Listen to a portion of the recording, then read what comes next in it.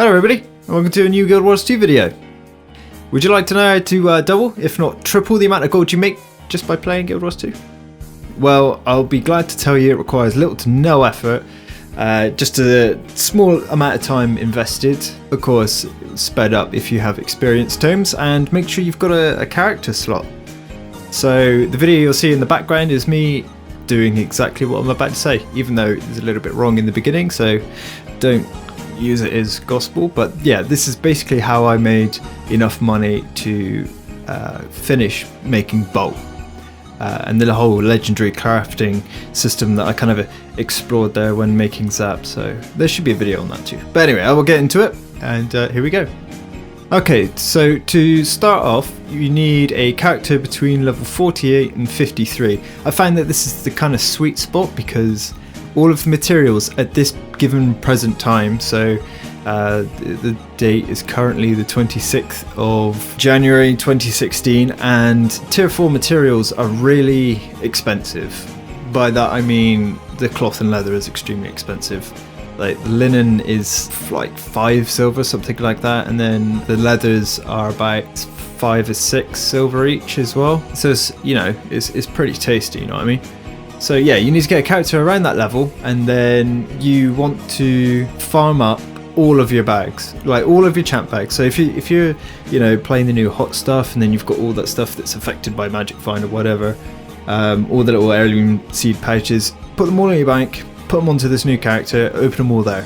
Same with the silver waste. This is the best place to do it. So if you're spending all day chest farming, you're not making as much money as you could be if you don't do it this way, because you can effectively double or triple the amount that you're making, as tier 5 materials are not as expensive.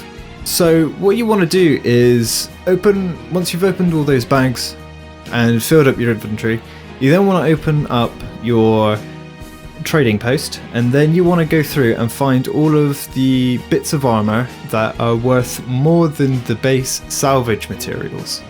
So that's totally dependent on the prices that are, you know, for that current time. So if the piece of armor is less than 5 silver and the materials that you get for that cost more than 5 silver, for example like cloth, whatever, then obviously you'll want to salvage it for the materials because they're worth more.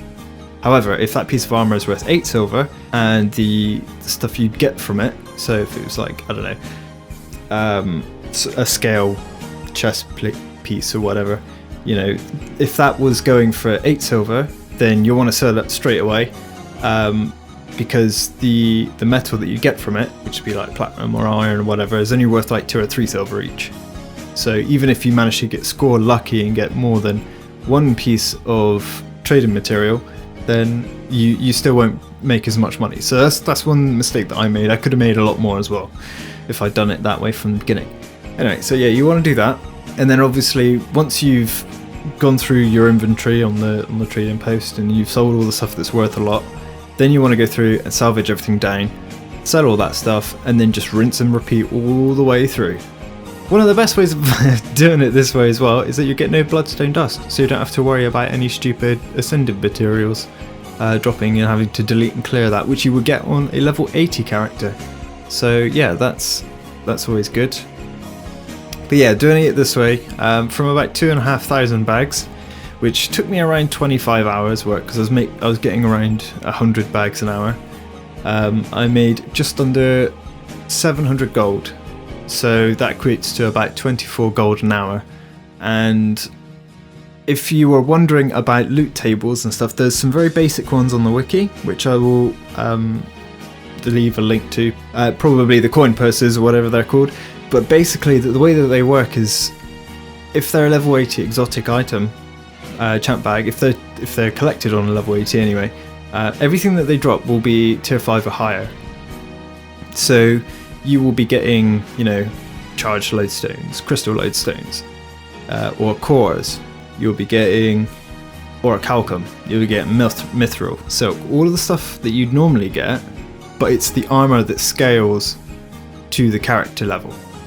So you don't have to worry about, you know, losing out on getting your vicious claws or powerful vials of blood or whatever, which are worth a lot of money. So yeah, I would definitely do it this way and really get to it when it comes to making money. And yeah, I hope this video has been helpful. Don't forget to subscribe, you know, leave a like, whatever, a comment.